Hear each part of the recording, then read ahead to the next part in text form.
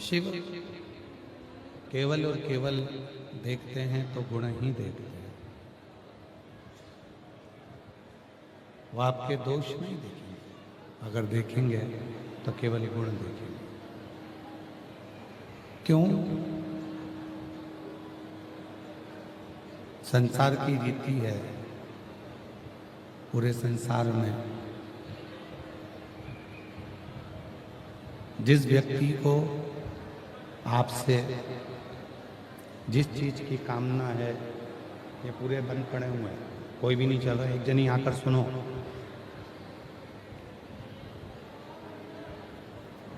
जिस चीज की जिस व्यक्ति को आपसे कामना है, वो व्यक्ति आपसे वही चीज प्राप्त करना चाहता है। उसी तरह धातुओं का भी, जैसे चुंबक, और वो चुंबक उसे मिट्टी में घुमाइए तो मिट्टी उस तत्व को, मिट्टी तत्व को पकड़ेगी। उस चुंबक को आप चाहो जहां घुमाओ, एल्युमिनियम भी उसको नहीं पकड़ेगा। चुंबक को प्लास्टिक भी नहीं पकड़ेगा। चुंबक को तांबा और पीतल भी नहीं पकड़ेगा। चुंबक को पकड़ेगा तो केवल और केवल एक लोहा पकड़ेगा। क्यों? क्योंकि चुंबक में वो तत्व होता है कि वो लोहे को पकड़ता है। देवों में, महादेव में, मानव में और महादेव में एक अंतर होता है।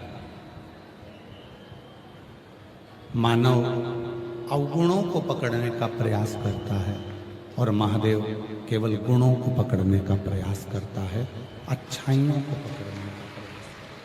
उसको तुम्हारी बुराइयों से कोई मतलब नहीं। उसको केवल अगर कुछ चाहिए तो आपके गुण चाहिए, आपकी अच्छाई चाहिए।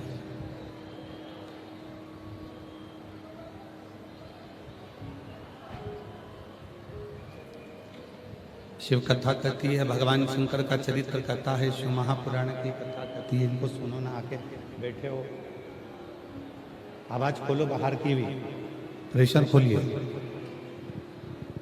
शिव महापुराण की कथा कहती है, भगवान शंकर का चरित्र कहता है, शिव तत्व कहता है, शिव महापुराण की कथा कहती है कि यदि मानव का शरीर मिला है, मानव की देह मिली है, तो उस देह को केवल व्यर्थ में गंवाना नहीं, उसको व्यर्थ में छोड़ना नहीं। बड़ी मुश्किल से, ना जाने कितने तप, ना जाने कितनी साधना, ना जाने कितने व्रत, ना जाने कितनी उपासना, ना जाने कितना कितना तप, साधना, उपासना जीवन में करी होती है, तब जाकर ये मानव की देह प्राप्त होती है, ये मानव का शरीर प्राप्त होता है।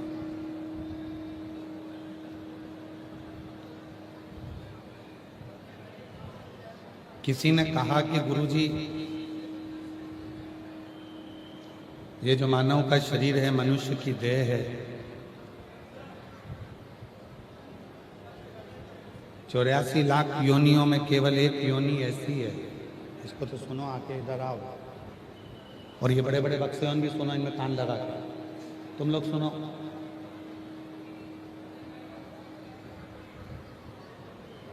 चौरासी लाख जो मानव की अन्य योनियां जो प्रकट होती हैं, 83,99,999 जो योनियां हैं, और उन योनियों के बाद जो 84 लाख नंबर की योनि है मानव की, मनुष्य देह क्यों प्राप्त हुई, किस लिए मिली? आप और हमको ये योनि मानव की मिलने का कारण क्या है? तो कहा 83,99,999 जो योनियां हैं, उन योनियों में हम भजन नहीं कर पाते, उन योनियों में हम तप साधना नहीं कर पाते, उन योनियों में हम भगवान की अविरल भक्ति को प्राप्त नहीं कर पाते। इसलिए केवल एक योनि है, वो 84 लाखवें नंबर की है, मानव की योनि। ये ऐसी योनि है जिस योनि में हम भगवान का भजन कर कर, सत्संग कर कर, अच्छा कार्य कर कर, पुण्य कर कर, सत्कर्म कर कर हम स्वर्ग के द्वार पर जा सकते हैं, स्वर्ग तक पहुंच सकते हैं।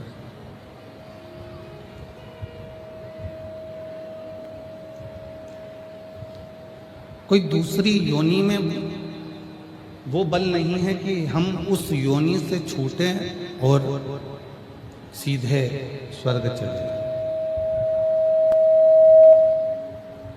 हम उस योनि से छूटे और सीधे स्वर्ग के द्वार पर चले जाएं। उस योनि में किसी योनि में इसका अगर है तो केवल एक योनि है, और वो है मानव की देह, मानव का शरीर, मनुष्य। क्यों मिला ये मानव का देह? किस लिए प्राप्त हुआ? केवल भोजन करो, सो जाओ, काम करो, थोड़ा सा धन कमाओ, परिवार में आराम से रहो और चले जाओ। केवल इतने से कार्य के लिए क्या मानव का देह मिला है? नहीं। शिव कहते हैं माँ जगत जननी पार्वती जी को कि हे जगदम्बा, हे जगत जननी, हे जगत धात्री, हे दुर्गा भवानी, हे माँ पार्वती। ये जो मानव का शरीर है, ये मानव की जो देह है, मानव का जो शरीर है, मानव की जो देह है, ये केवल परिवार में रहे, थोड़ा बहुत कमा लिया, भोग कर लिया, धन एकत्रित कर लिया, पूंजी एकत्रित कर ली, सुख भोग लिया और संसार में सुख भोग कर फिर हम जो है स्वर्ग के पथ पर चले गए, ये उसके लिए नहीं, ये उसके लिए नहीं। शिव महापुराण की कथा कहती है ये जो मानव का शरीर है, ये मानव की जो देह है, मानव का जो शरीर है, ये मिलने का कारण केवल एक है कि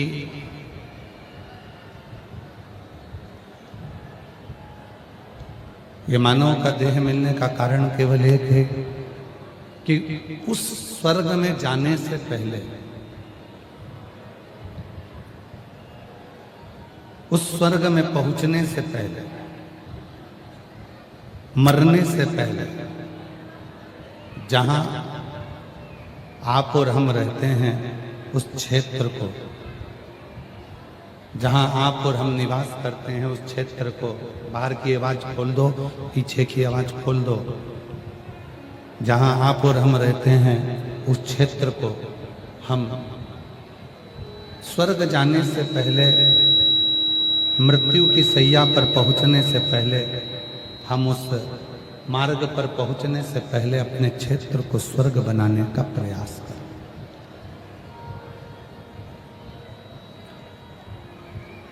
अपने क्षेत्र को हम श्रेष्ठ बनाने का प्रयास करें। और जब हम अपने क्षेत्र को अच्छा बना लेंगे, हम अपने क्षेत्र को श्रेष्ठ बना लेंगे, तो ये निश्चित है कि हम कोई भटक भी रहे होंगे तो भी हमें शिव का धाम प्राप्त हो ही जाएगा, कितने भी। और मैंने तेरे ही भरोसे बाबा, तेरे ही भरोसे हवा बीच उड़ती जावागी बाबा डोर हत्तो छठी नाम कटी जावागी भोले मैं तेरी पतंग शंभू मैं तेरी पतंग हवा बीच उड़ती जावागी बाबा डोर हत्तो छठी नाम कटी। तो ये जो मानव का शरीर मिला है, ये जो मानव की देह मिली है, भटकने के लिए नहीं मिली। यहाँ काम हुआ वहाँ चले गए, वहाँ काम हुआ वहाँ चले गए, वहाँ काम हुआ वहाँ चले गए, और अंत में इस मानव देह को त्याग दिया और फिर संसार सागर छोड़कर चल दिया। इसलिए नहीं, इस मानव देह को प्राप्त करना और इस मानव देह को प्राप्त कर कर भगवत भजन करना, ये इस मानव देह को प्राप्त कर कर परमात्मा के मंत्र का जाप करना, ये एक कथा आती है।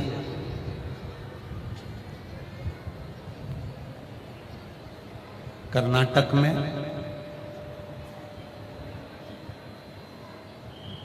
एक मणिखेरी स्थान है,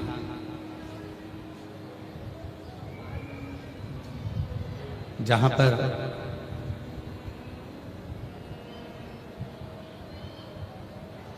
एक ब्राह्मण हुआ है जिनका नाम था सुब्बा राय। जितने भी वीर शैव लिंगायत संप्रदाय के जो अनुयायी हैं,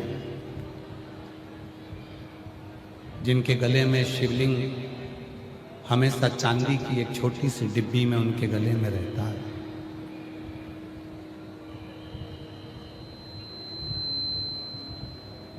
वीर शिवलिंगायत संप्रदाय के अंतर्गत जिनके गले में भगवान शंकर का शिवलिंग सदा विराजमान, जिनके मस्तक पर भस्म का त्रिपुंड सदा विराजमान,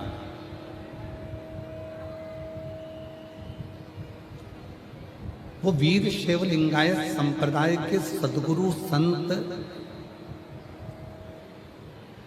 एक पथ बताते हैं कि यदि हमको शिव की भक्ति को प्राप्त करना, वीर शिवलिंगायत संप्रदाय में उनके गुरु एक मार्ग बताते हैं कि यदि हमें शंकर की अविरल भक्ति को प्राप्त करना है तो शिव के जो भक्त होते हैं, भगवान शंकर के जो दृढ़ विश्वास रखने वाले भक्त होते हैं, उनकी भक्ति को श्रवण करना चाहिए।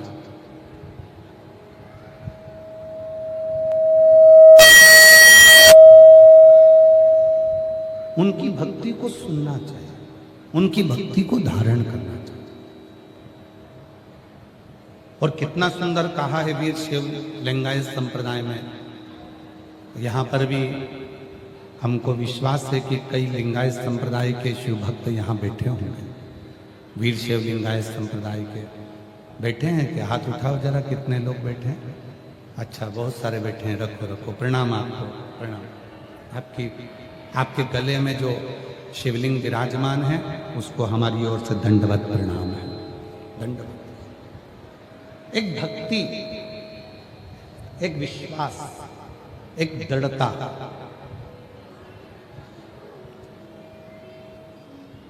कर्नाटक में मणिखेरी नाम का एक स्थान है जहां पर एक भगवान शिव का ओंकारेश्वर का मंदिर है, मणिखेरी।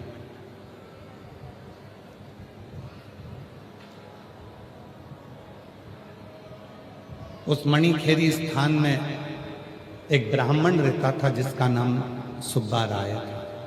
सुब्बा राय शिव का बड़ा उपासक, भगवान शंकर की विरल भक्ति में डूबने वाला, भगवान शंकर की भक्ति में बजने वाला, भगवान शंकर का स्मरण करने वाला, भगवान शंकर का मंत्र जाप करने वाला, भगवान शंकर की विरल भक्ति में डूबने वाला सुब्बा। जो शिव की भक्ति दिन रात किया करता था, दिन रात भगवान शंकर के भजन में, भगवान शंकर के स्मरण में डूबा रहता, सुब्बा। वहां का एक राजा था जिसका नाम था लिंग राजेंद्र।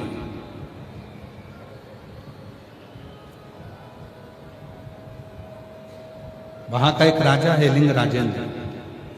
सुब्बा राय जब फ्री हो जाता भगवान शंकर की विरल भक्ति में डूब जाता।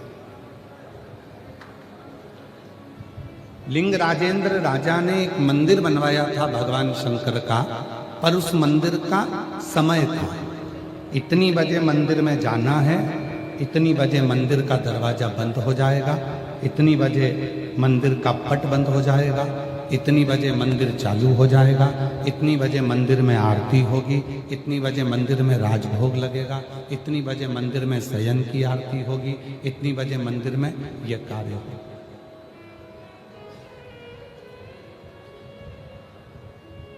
पर सुब्बा राय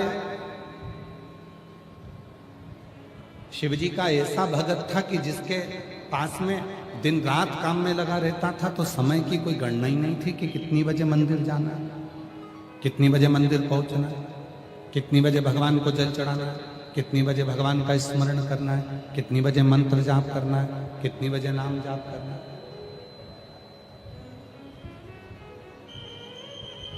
कितनी बजे परमात्मा का स्मरण करना। सुब्बा राय